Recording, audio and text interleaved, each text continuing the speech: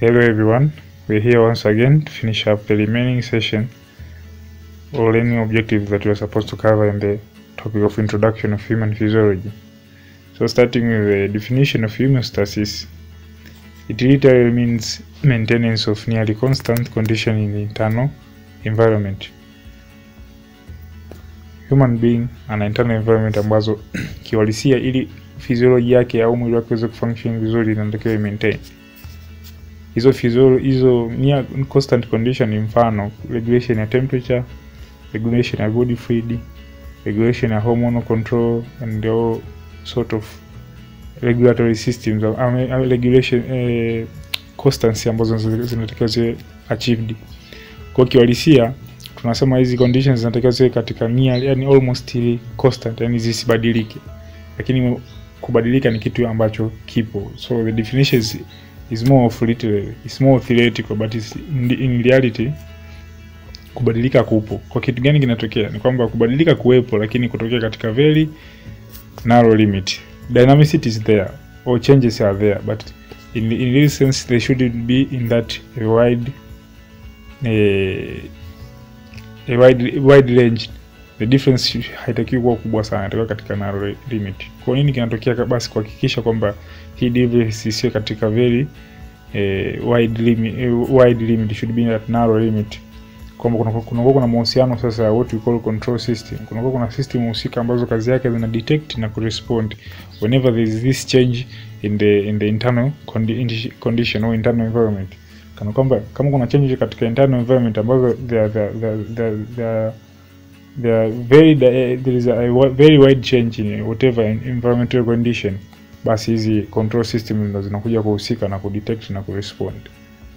Kwa tutaona hapa mfano wa specific this homeostatic control system ambao kwa point of interest kwetu ilikuwa ni body fluid maintenance, ambao hapa tutaiongelea body fluid maintenance.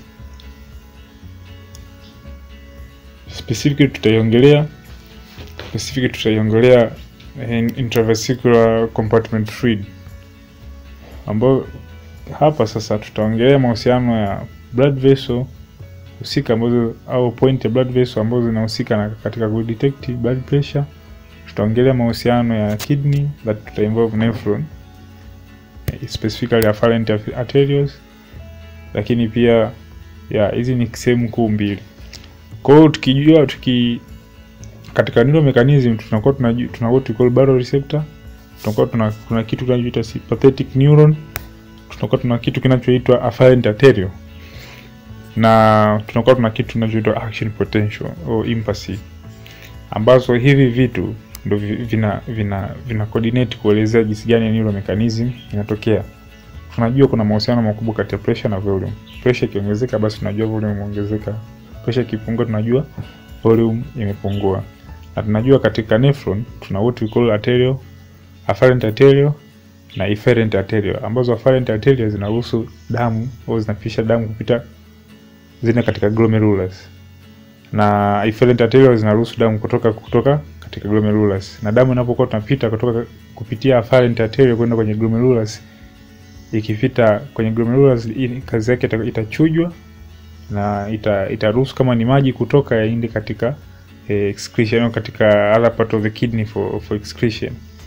Na kwa point hiyo ni kwamba sehemu hii ya glomerulus ni sehemu ambayo ni target point ya kuruhusu maji yatoke katika mwili. Kwa hiyo tujisikiani tunaweza tukaruhusu kupunguza au kuongeza maji kutoka katika mwili, basi ni katika sehemu ambayo inaruhusu au katika mshipa ambao unaruhusu damu ingie katika sehemu hii ya glomerulus ambayo tunaongelea ni afferent arterial. So afferent arterial ni point ambayo inaweza karuhusu kiwango kikubwa cha damu kwenda katika glomerulus ili kuchujwa, au ikapunguza kiwango kikubwa cha damu kiweze kuingia katika glomerulus kwa ajili ya kwenda kuchujwa.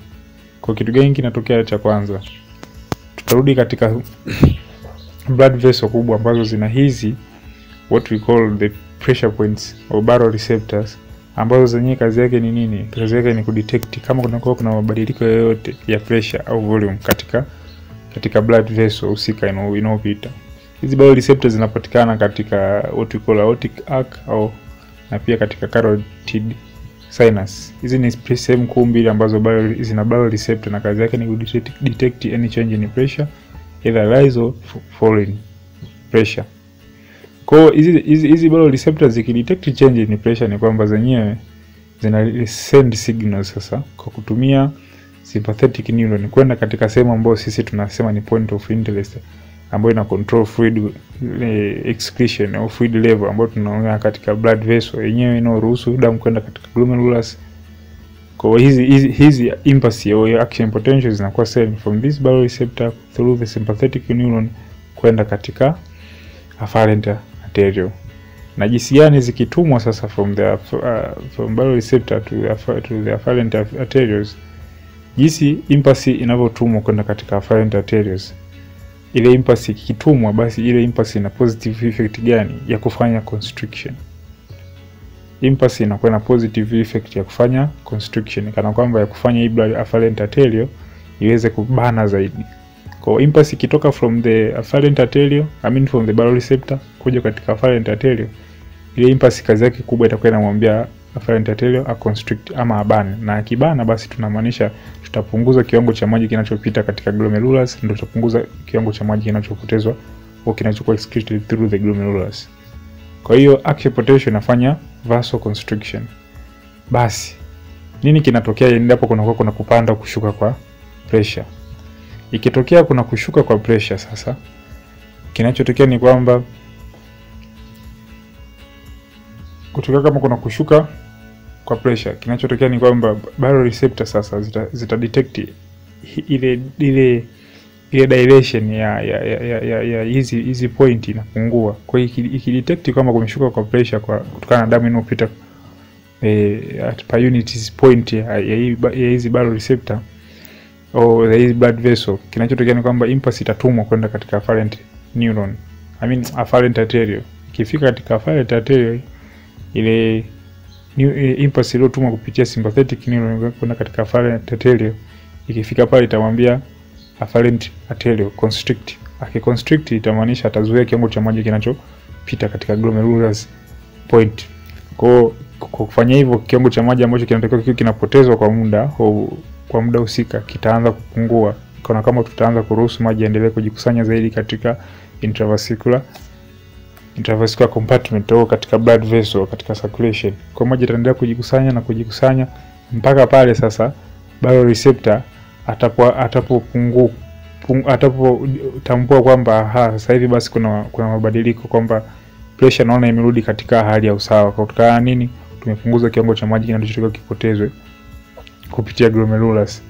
Kwa kufanya hivyo ni kwamba baada ya muda maji hayatakuwa yanatoka tena, pressure itarudi kukaa kuwa normal katika normal level. Kwa ile internal condition ambayo tunaijua ya pressure ya mwili ama volume ya fluid katika blood vessel, basi itakuwa imefikia katika kile kiwango ambacho tunategemea mwili uweze kufanya kazi.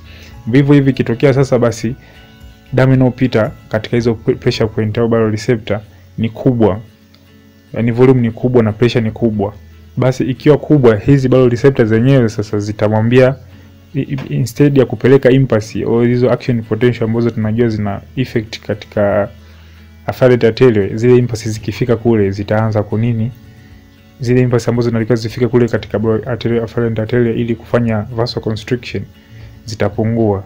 Basi impulse zikipungua kwenda katika afferent arteriole, inamaanisha hii afferent arteriole baada ya kuconstrict kama tulivyoona mwanzoni itadilate, itakuwa pana. Na ikishakuwa pana, basi nini kinatokea ni kwamba itaanza kuruhusu mzunguko mkubwa wa damu uanze kupita kupitia yeye kwenda katika glomerulus. Na mzunguko mkubwa ukiongeza katika glomerulus, basi tunajua glomerular filtration rate au filtrate rate itaongezeka, na ikiongezeka inamaanisha tutaruhusu maji mengi zaidi yawe excreted. Na kwa kufanya hivyo, basi kiwango cha volume ambacho kipo kitapungua katika nini, kitapungua katika circulation au katika intravascular compartment au fluid compartment. Kwa hiyo tunaona mahusiano either kuongezeka au kushuka kwa pressure katika intravascular compartment au katika blood vessel. Kuna mahusiano kati ya nervous system ambayo tunaongelea pressure points, baroreceptor. Kuna mahusiano ya afferent arterioles, glomerulus and so on. Kwa control inakuwa hivyo. Huyu baroreceptor ana send impulse zenyewe zinaenda kuleta effect ya constrict katika afferent artery. Constriction ita cause the generation of pressure kutokana na control of water loss. Ikitokea pressure imeongezeka, basi huyu baroreceptor anapunguza kutuma impulse zake kwenda katika afferent artery, basi constriction itakuwa imepunguzwa na dilatation itaongezeka na fluid itakuwa inapita kwenye glomerulus ili excreted. So baada hapo pia tunakuja kuona another control system tunaita Renin-angiotensin-aldosterone mechanism or RAS. Renin-angiotensin-aldosterone mechanism hii ni control system ambayo yenyewe ina involve hormone hizi tatu. Kuna hormone renin, kuna hormone angiotensin na kuna hormone aldosterone. Zote hizi zina effect katika control blood pressure. Kwa tukienda mbele tukielezeana diagrammatically kabla kuja kwenye haya maneno, tutaona kwa kutumia huu mfumo au hizo diagrams, tutaona tuna kidney hapo, tutaona kuna liver, tutaona kuna lung na tunaona kuna the adrenal gland. Sasa hizi organs tatu, kidney, liver and lung, ni organs ambazo zinafanya hormone secretion. Kwa hiyo kama kuna mabadiliko, tuna kitu kimoja ni kwamba hii RAS system ina respond, ni control system ambayo ina respond change in small change in blood pressure au blood volume. Yenyewe ni kazi yake. Kama kunatokea kuna small change in blood pressure au volume katika fluid, basi hii RAS yenyewe ina detect na ina respond. Na tunaona kwamba liver sasa yeye ana secrete what we call angiotensinogen. Hii ni angiotensinogen, ni inactive hormone ambayo inakuwa secreted by liver, inakuwa katika blood circulations. Sasa hii angiotensinogen ikitolewa ni kwamba ili iwe activated, basi kama lazima kuwa kuna presence of what we call renin. Renin ana kazi ya kuweza kumconvert angiotensinogen iliyokuwa formulated by the liver into angiotensin 1. So akimconvert into angiotensin 1, bado angiotensin 1 huyu anakuwa bado hajawa effective katika point ambazo sisi tutazihusisha ili kucontrol blood pressure. Kwa angiotensin 1 ambayo imekuwa formed by renin ataendelea kupita katika circulation na moja kwa moja atapita katika the lung cells specific ambazo zinatengeneza what we call ACE or what we call angiotensin converting enzyme. Kwa hizi specified cells katika lungs ambazo zinaweza kutengeneza angiotensin converting enzyme, hii enzyme ambazo inakuwa secreted by these specified cells inakuja kuleta effect katika angiotensin 1. Ikileta effect katika angiotensin 1, itafanya huyu angiotensin 1 converted into angiotensin 2. So angiotensin 2 huyu sasa ndo active compound ambayo yeye sasa ana uwezo kuleta effect katika sehemu ambazo sisi tunahitaji zibadilishwe ili pressure iweze kupanda au kushuka. Kwa angiotensin 2 ambayo tumemwona ametengenezwa na enzyme husika ya ACE, ataweza kuleta effect sehemu kuu mbili. Ataleta effect katika what we call as the blood vessel, lakini pia katika adrenal gland. So just from the word angiotensin, angio inamaanisha blood vessel na tensin inamaanisha tension. It's like ina create tension, pressure au constriction, some sort of that. Kwa angiotensin 2 akienda katika blood vessel, atachokifanya atafanya narrowing of the caliber or the diameter ya hizi blood vessel, the lumen of the blood vessel, atafanya what we call vasoconstriction. Hii ni effect yake katika blood vessel. Lakini effect yake katika adrenal gland ni kwamba huyu anaenda kumtrigger what we call aldosterone. Aldosterone hormone huyu ambaye amekuwa triggered by angiotensin 2 anakuwa secreted by the adrenal gland. Yeye anakuja kuwa leta effect katika what we call fluid reabsorption katika sehemu ambazo katika nephron part. Kwa kufanya nini basi? Kufanya kwamba kuongeza solute potential au kuongeza kiwango au osmolality ya blood serum au ya blood katika circulation. Kwa kufanyaje? hiyo osmolarity au hiyo solute potential inaongezeka kwa kufanya sodium ion ambazo zinatakiwa ziwe excreted kupitia nephrons ziweze kurudi katika circulations. Kwa hiyo aldosterone atafanya sodium irudi katika circulation, na sodium ikirudi katika circulation it means kuna increase of what we call osmolarity. Na sodium tunajua kabisa akienda katika circulation ni kwamba maji pia yatafuata chumvi au yatafuata sehemu ambapo kuna osmolarity kubwa ama sehemu ambapo kuna solute potential kubwa. Kwa maji yatatoka katika sehemu ambayo tuna expect excreted katika nephron na yatarudi katika circulation.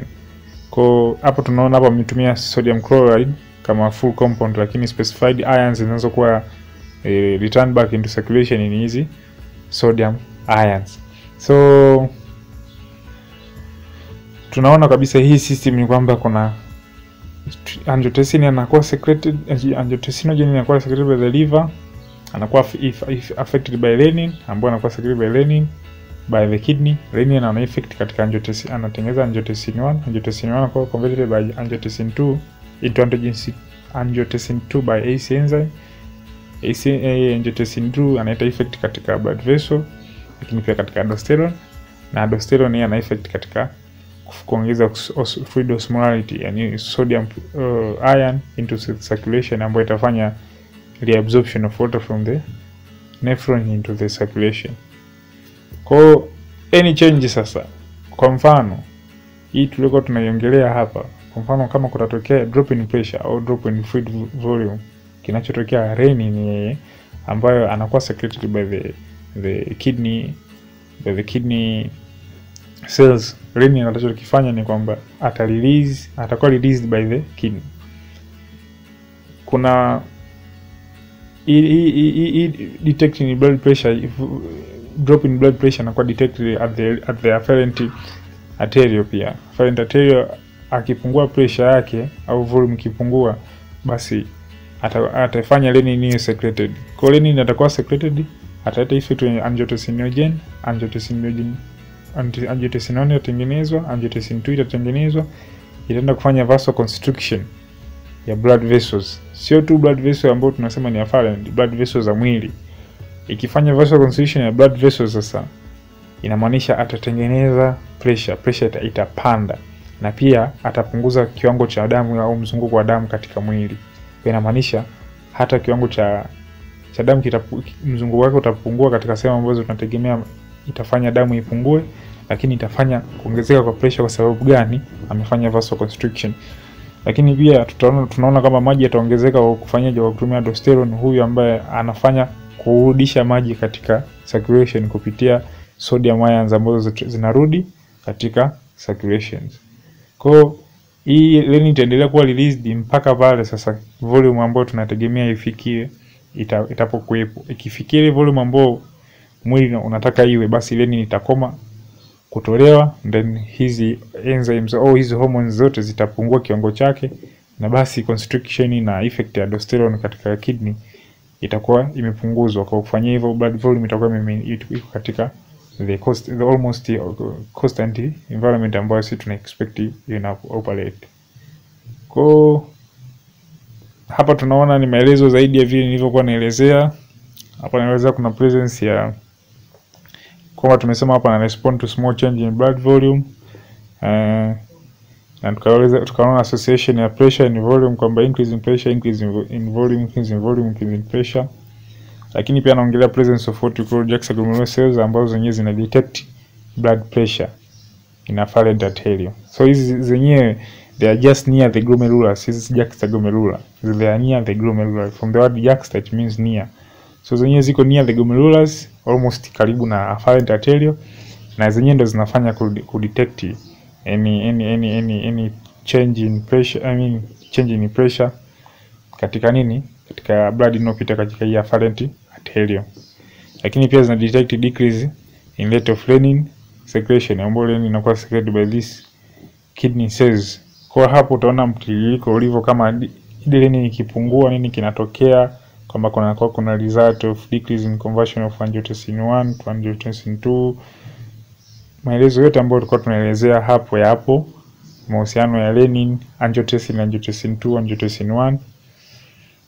Kwa hiyo tumeona safari yetu imeanza kwenye juxtaglomerular, tunaona na mahusiano ya renin and so on and so on. Na hapa pia tunakuja kuona jinsi gani pia aldosterone ana effect. Tunaona hapa tuna effect ya increase in osmolarity as a result of sodium ions within the circulatory compartments of the blood vessel, ambayo osmolarity itasaidia kuongeza maji katika circulation. Unaona, so the water remains with the excess sodium in the filtrate, so that's the volume of urine produced increases. So aldosterone hapa nasema consequently more sodium remains in the filtrate and fewer are reabsorbed. The effect is to increase the osmolarity of the filtrate, which reduces the ability of the kidney to reabsorb water. The water remains with the excess sodium in the filtrate, thus the volume of urine produced increases and the extracellular fluid volume decreases.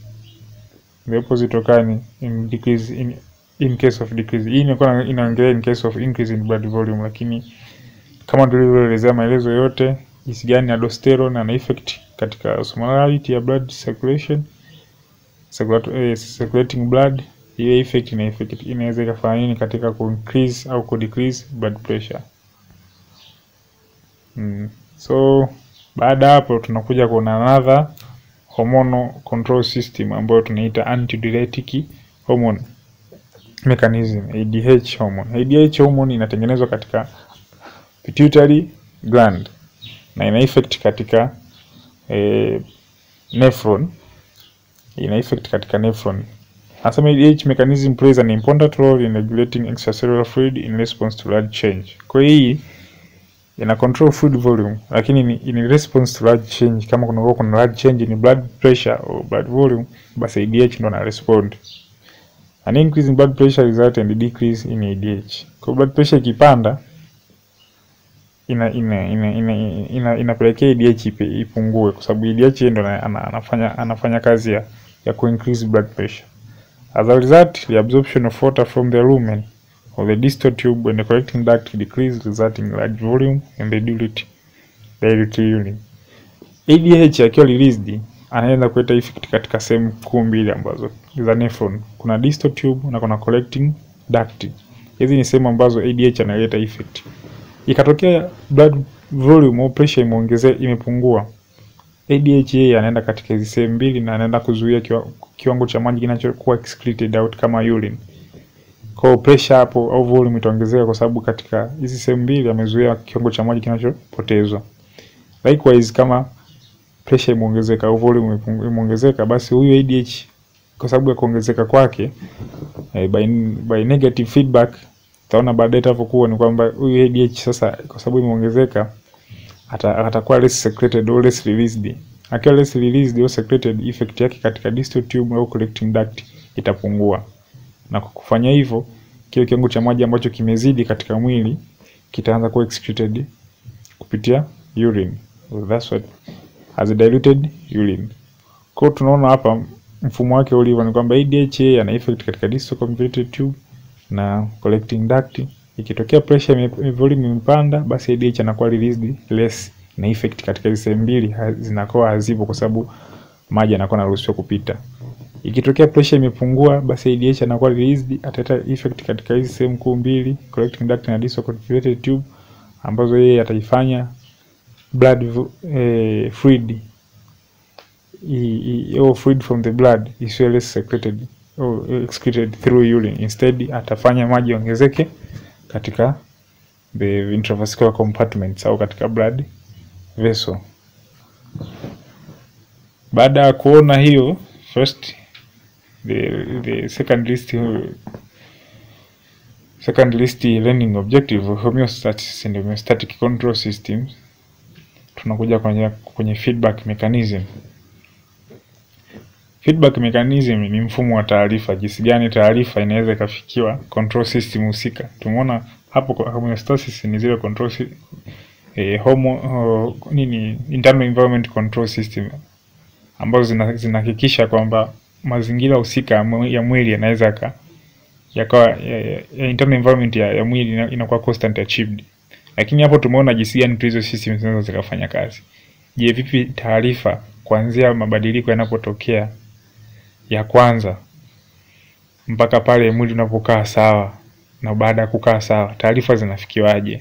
Yaani mwili unapata organize vipi kupea taarifa kutoka mwanzo ambapo mabadiliko yametokea na mpaka pale hali ya mwili inayotakiwa ifikiwe inapokuwa imefikiwa, na jinsi gani taarifa inavyofikiwa na hizo control system, kana kwamba mwili usiweze kuzidisha kile kiwango ambacho unatakiwa ukifanye.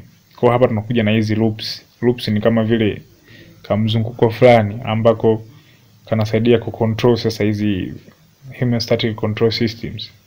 Kwa feedback ni taarifa, yani feedback kama tunavyofahamu jinsi gani tunaweza tukarudisha mrejesho au taarifa kwamba jamani, system hii imeshafikiwa katika kile kiwango kinachotakiwa, basi acha basi endelea, system bado haijafika katika kiwango kinachotakiwa.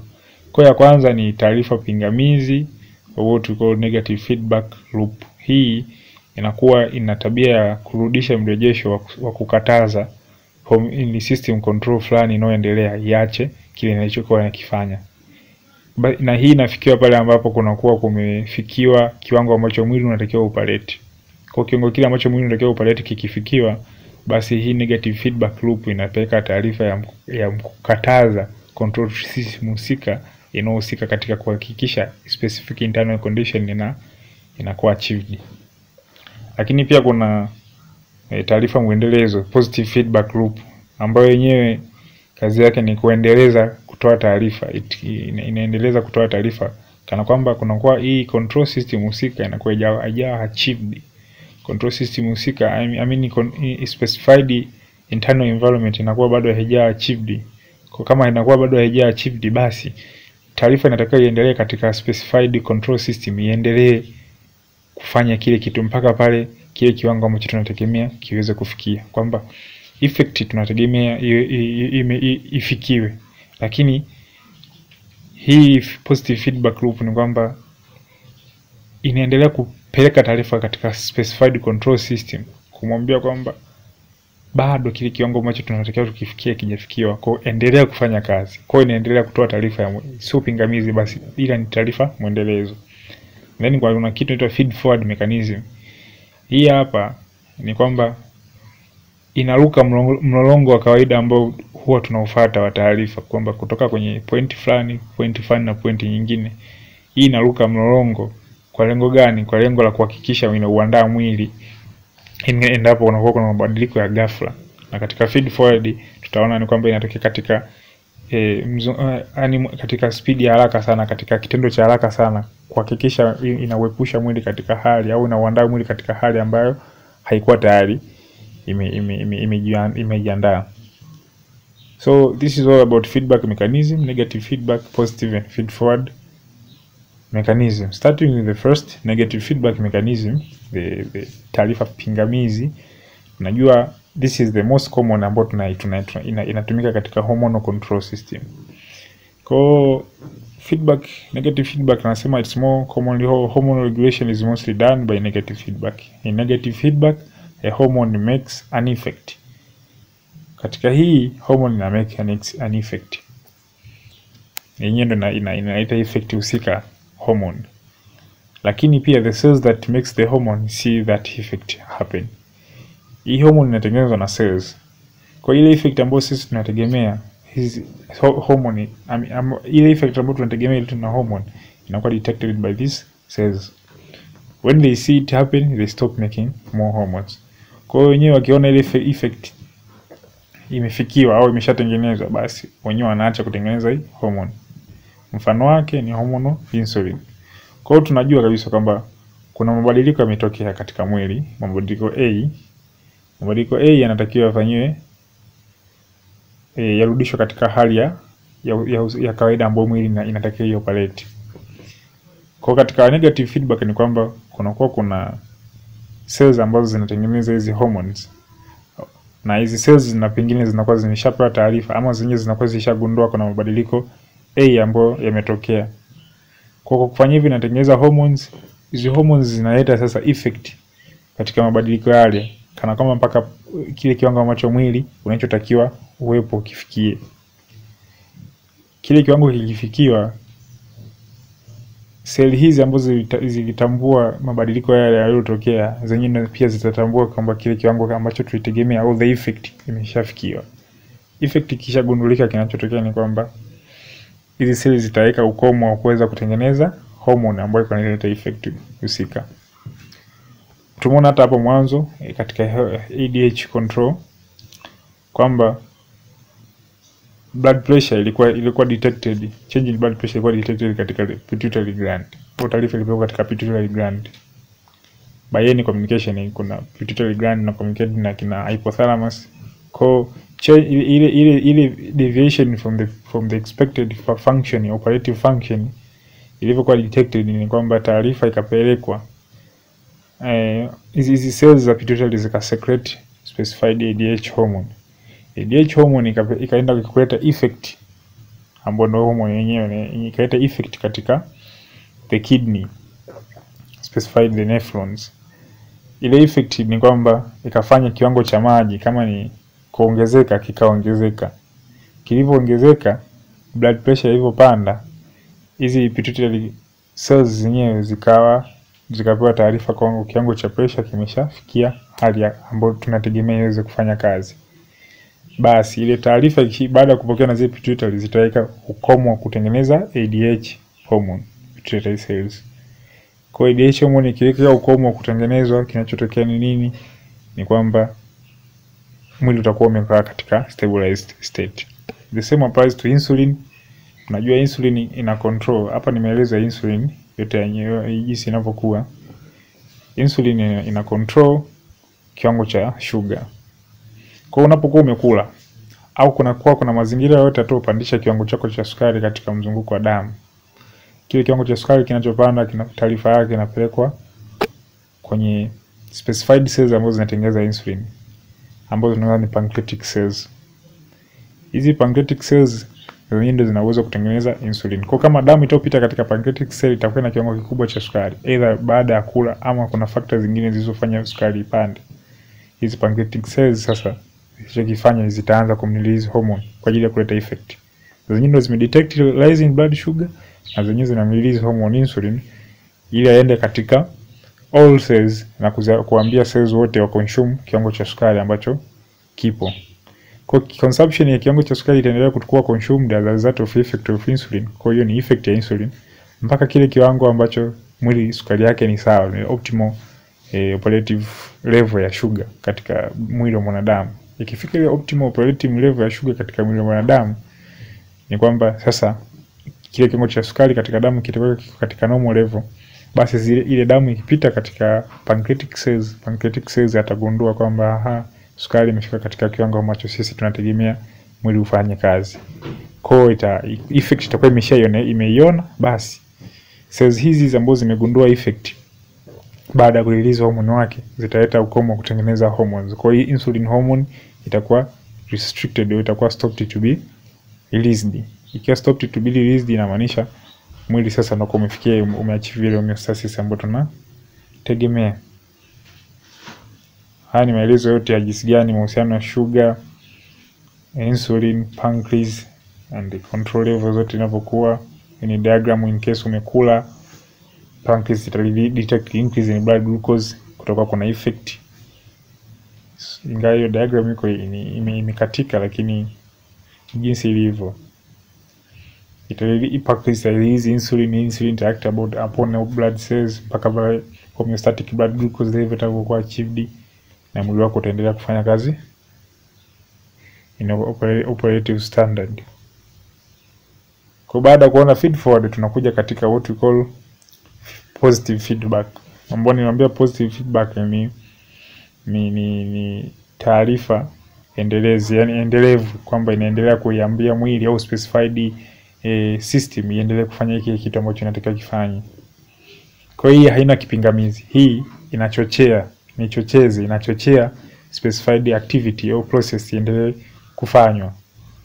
So kuna number of examples ya jinsi gani positive feedback linavyokuwa. Moja wapo ya kwanza ni generation of nerve impulse or nerve signals, na nyingine ni blood clotting, pamoja na nyingine ambayo ni uterine contraction during labor. Tukianza na ya kwanza ya generation of nerve signals, jinsi gani umeme unazoweza kutengenezwa na nerve cells. Hii ndio maelezo ya jinsi yanavyokuwa. Jinsi gani umeme unapokuwa generated na nerve cells. Kwa hiyo umeme una katika nerve cells kuna state kuu mbili. Kuna what we call a polarizing state na kuna what we call a depolarizing state. Polarizing state ni ile state ambayo nerve cell iko katika mazingira ambayo haiwezi kuruhusu umeme upite. Na polarizing state inatokeaje? Inatokea pale kiwango cha ion level au positive ion level katika inner part of the cells kinakuwa kiko katika kile kiwango ambacho tunasema kiruhusu umeme kupita. So ile cell ule muda tunaita katika polarizing state.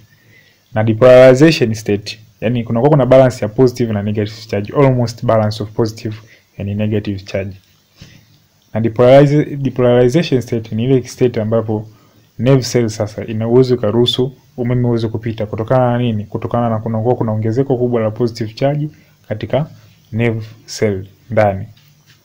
Sasa jinsi gani hizi positive charge ambazo zinaita depolarization effect au depolarization state ambayo inaweza kuruhusu generation of action potential au nerve impulses zinatokea? Ni kwamba kipindi taarifa au impulse inavyotakiwa ianze kupita pale, hii seli inatakiwa ianze kuruhusu kiwango kikubwa cha sodium ions kianze kuingia ndani yake. Kiwango kikubwa cha sodium ions kikianza kuingia ndani, kinaanza kubadilisha hii seli kutoka katika ile normal state ya polarizing state ambayo ina almost equal charge amount of positive and negative charge, na inaanza kuongeza kiwango cha positive charge. Kwa sababu gani?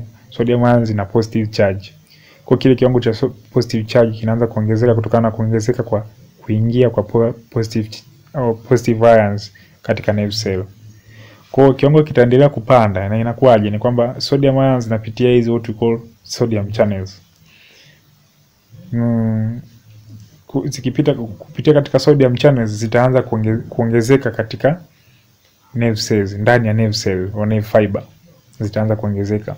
Sasa jinsi zinavyozidi kuongezeka, zile positive ions zinavyozidi kuongezeka ili kuachieve what we call depolarizing state, jinsi zinavyozidi kuongezeka ndio jinsi zinavyoweza kufanya yale mageti yanayoruhusu sodium ions kupita ziendelee kufunguka zaidi. Haya mageti katika hali ya polarization yanakuwa yamefungwa kuhakikisha kwamba ile charge ya kawaida ambayo tunategemea hiyo katika polarization iwepo. Na pale impulse inapotakiwa kupita, umeme unapotakiwa kupita, haya mageti yanaanza kufunguka. Kwa hiyo yanaanza kufunguka kama chache, na jinsi positive ion itavyoongezeka ndio jinsi itapofanya haya mageti yanayoruhusu sodium ions yaanze kufunguka, ili mradi more sodium ions zianze kufika. Kwa the more the sodium ions ikiingia ndani, or the more the positivity, the more the sodium ion gates or channels zinaanza kufunguka. Na zikiendelea kufunguka, jinsi zinavyozidi kufunguka ndio jinsi depolarity, yani kile kiwango cha positive charge kinaongezeka.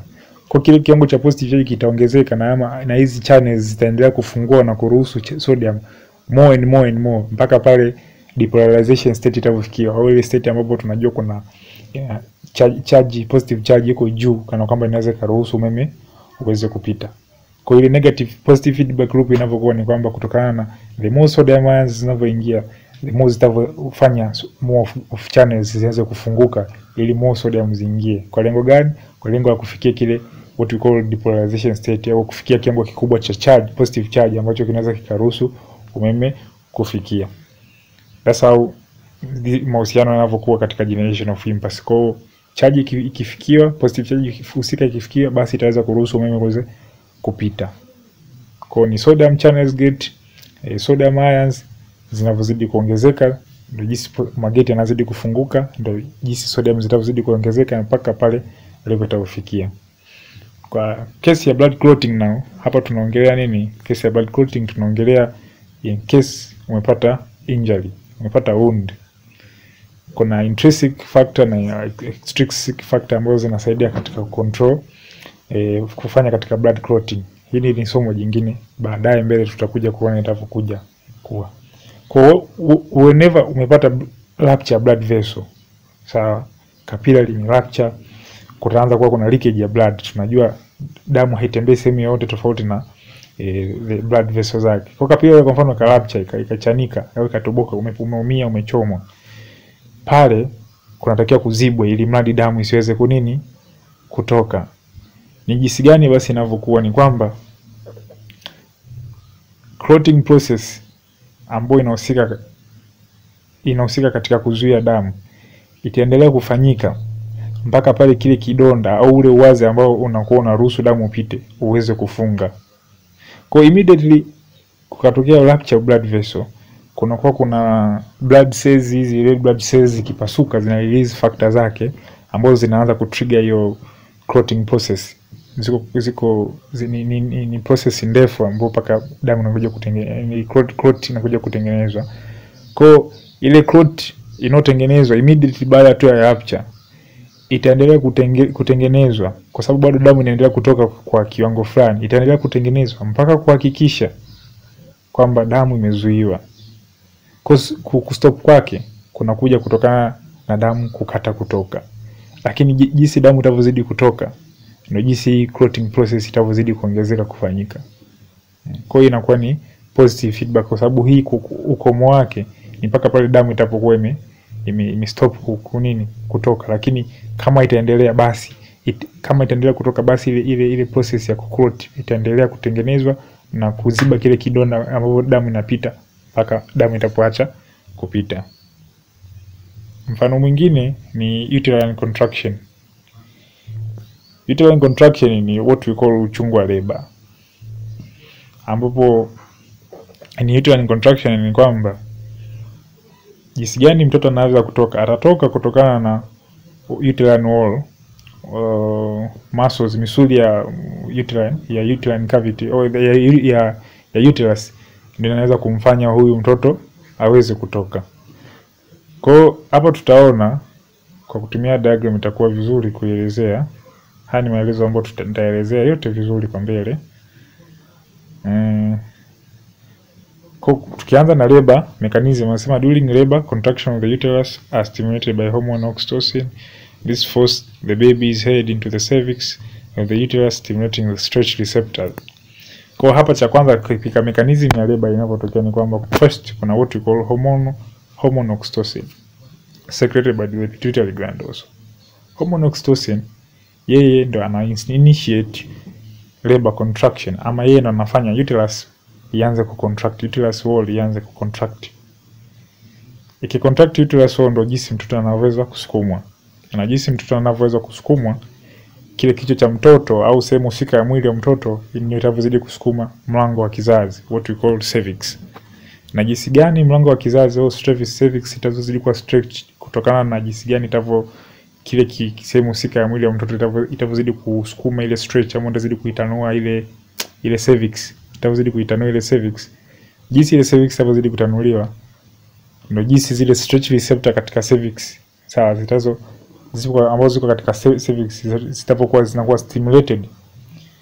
Zikiwa stimulated, effect yake inapelekwa katika pituitary. Na pituitary atasend more oxytocin. Oxytocin yeye ataendelea kufanya uterine contract.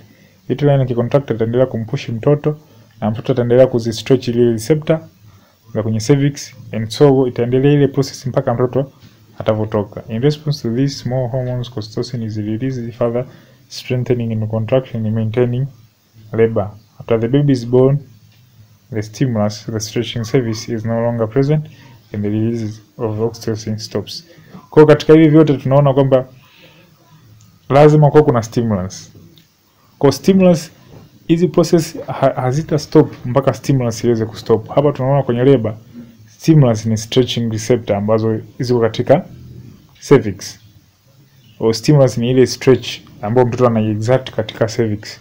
Na katika blood clot tunaona kwamba stimulus ni ile blood oozing au kuvuja kwa damu, ile ni stimulus. Kwa hakita stop mpaka stimulus stop.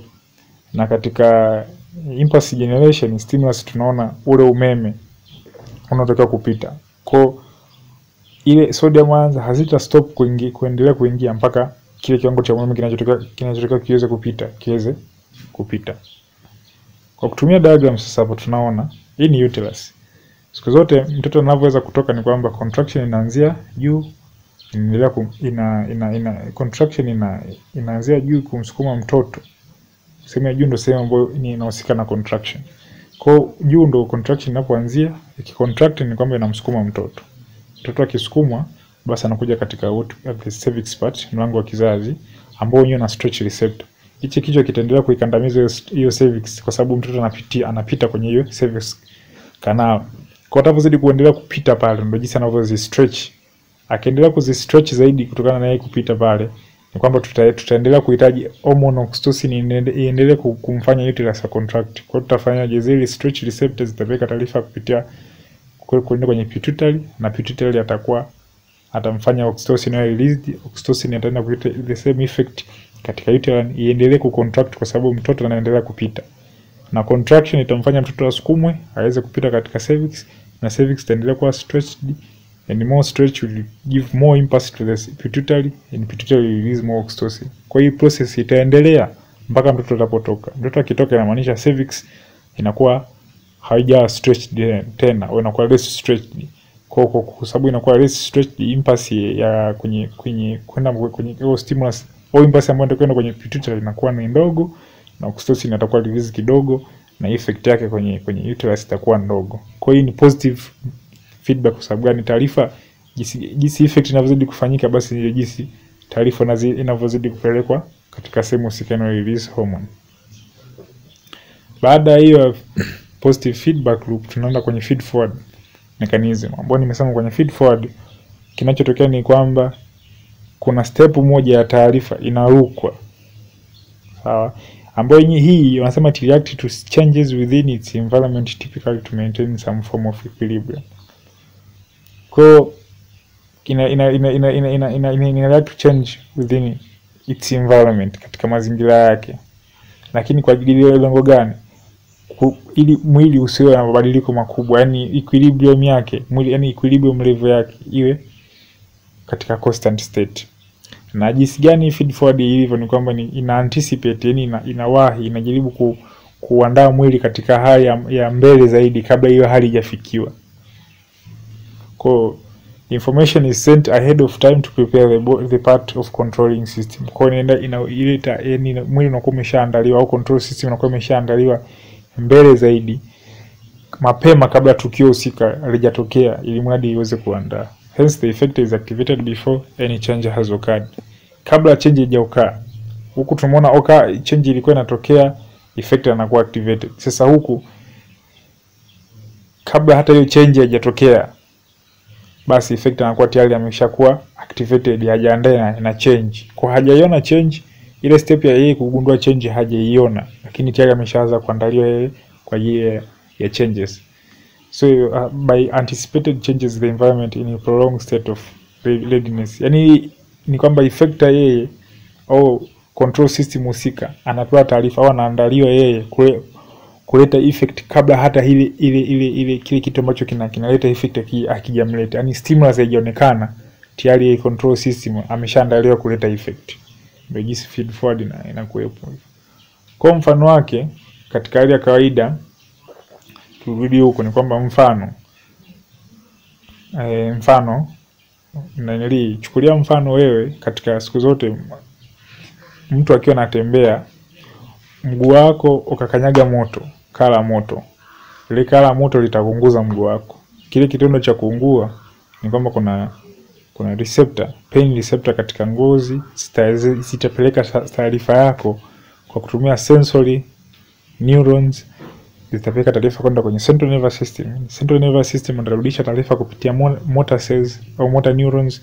Motor neurons italeta effect kwenye mguu wako kwa kufanya mguu wako uweze kunyanyua. Kwa hapo tumeona kuna sensory, kuna central nervous system ambayo ni control system, lakini pia kuna the motor neuron. Hiyo ni hali ya kawaida ambapo mtu akikanyaga mkala moto inatokea. Sasa ni vipi inavyokuwa feed forward sasa katika hali ambayo sio katika mtiririko huu wa sensory, central nervous system, motor process? Chukulia mfano unatembea ndani ghafla ukaona kala moto au kahisi kuna hali ya umoto au kuna kala moto liko karibu yako. Kabla hujalikanyaga ile kala moto ukaliona, ukashtuka, ukanyanyua mguu wako usilikanyage. Kwa hiyo kitendo cha wewe kunyanyua mguu wako usilikanyage inamaanisha sensory receptor zako hazijafanya kazi yoyote. Effect ya wewe kuungua haijatokea bado. Kuitegemea kwanza ianze stimulus yako ambayo ni stimulus yako ambayo ni wewe kuungua mguu haijatokea, kwa sababu tayari wewe umekwisha uone ule moto. Kwa hukutakiwa kuungua kwa sababu tayari control system ambayo ni nini, ni central nervous system ambayo yenyewe ina control imeshapata taarifa. So the process ya wewe kuungua mguu na sensory kutoa taarifa imekuwa anticipated kabla ya wewe kufanya hicho kitu. So stimulus imekuwa, yani ile process imekuwa anticipated, imewahiwa kuona mbele. Kwa hiyo baada ya kukanyaga huo moto, haukanyagi huo moto, ule mguu unautoa kwa sababu gani? Tayari control system ambayo ni ubongo, central nervous system, ilipata taarifa mapema, yani ilikuwa ishajiandaa mapema kuweza kuzuia huu mguu kufanyaje kuungua. Kwa motor system, motor alikuwa shaambiwa anyanyue mguu na central nervous system, ingawa central nervous system hakupata stimulus kutoka kwenye na central nervous system, ingawa central nervous system hakupata stimulus kutoka kwenye sensory neurons. Kwa tayari tunaona kwamba ile process imekuwa bypass. Hii process ya kuungua mguu imerukwa na moja kwa moja taarifa kapewa kwenye control system iweze overcome hiyo situation. Tayari inakuwa ni feed forward, we have jumped one step so that we can prepare the control system for the effect. Yani control system inakuwa imesha tayari ime detect stimulus kabla ya process kutokea na ikaleta effect. Kwa mfano mwingine unaweza kuelezea hapa, when una physical exertion. Physical exertions unataka kukimbia kutokana na hofu au hatari. Katika hali ya kawaida mwili ukiwa unajua unataka kufanya mazoezi au kukimbia, kuna ile hali ya wewe moyo wako, mapigo ya moyo kwenda mbio, ili mradi circulation iongezeke, ili mradi oxygen nutrient distribution iwe vizuri, especially katika sehemu ambazo zinafanya kazi zaidi skeletal muscle. Sasa kinachotokea ni kwamba wewe unapokuwa katika hali ya hofu, kuna anticipation inatokea kwamba hapa natakiwa niende nika fight ama natakiwa niende nikimbie kutokana na hali ya hatari inayokuwepo. Kabla wewe ya kuanza kukimbia, kabla skeletal muscle iza kuanza kufanya kazi yake, tayari mapigo yako ya moyo yameanza kupanda. Katika hofu tunafahamu mapigo ya moyo yanaanza kupanda. Yanapanda kwa sababu gani? Yanapanda kwa sababu tayari yameshaanza kuhisi kuna tatizo litalohitaji skeletal muscle zifanye kazi. Kwa mwili au mapafu moyo uanze kuandaliwa mapema. Yani moyo uanze kufanya kazi mapema kana kwamba hapa ni muda wote, either ni kupigana au kukimbia, natakiwa nianze kufanya hichi kitu. Lakini tunajua katika hali ya kawaida ya kufanya mazoezi, jinsi unavyozidi kukimbia ndio jinsi mapigo yako ya moyo yanavyozidi kuongezeka, kana kwamba unaendana na kutokana na mabadiliko ya kawaida. Lakini katika hii feed forward mechanism ni kwamba kabla hata wewe kuanza kufanya effect ambayo ni kukimbia ama kupigana, tayari mapigo ya moyo yanaanza kupanda, ili mradi kufikia ile lengo ambalo kujiandaa kwa ile hali ambayo iko mbele, ambayo ni nini? Either to fight or to run. Kwa tayari katika hali hii ni kwamba tumesha anticipate what is going to happen na tunaanza kuandaa mwili ambao ndo tuassume the control system ni moyo. Tunauandaa ule mwili sasa uanze kujiandaa ili mradi kuweza overcome that situation. So feed forward control can be likened to learn anticipatory response to known cause. Feedback regulation of the heartbeat provides further adaptive of the learning eventualities of physical exertions.